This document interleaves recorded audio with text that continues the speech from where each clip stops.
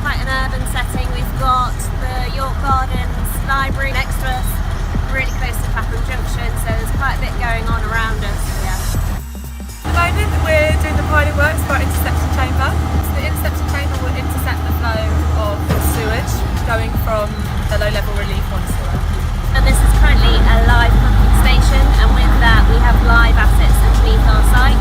Makes the job more real because actually this pumping station directly pumps out sewage to the river. By the time we finish our works, we'll reduce that by 94%. We're quite a close-knit team, and we all sit on the same floor, so it's really handy to get things done. So everyone's always able to help you and willing to offer you help and advice if you're ever stuck in anything, so yeah, it's a good team to work with.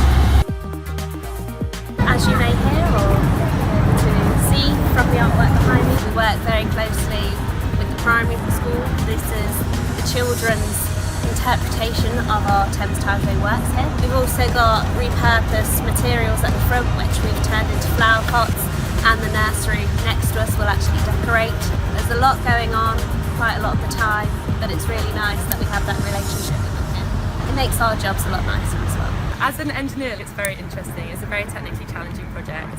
We're very small in terms of our plan area, but there's a lot going on under the ground with all the services, and it makes it a very technically challenging, interesting job to work on. I'm an environmental advisor, and I didn't even know that job existed when I was at school. There's so many different ways of getting into construction, and this is a project of national significance, clearing up our Thames for the future use, and to just be a part of that, whether you're female or male, is just an amazing thing to say, especially for an environmental advisor.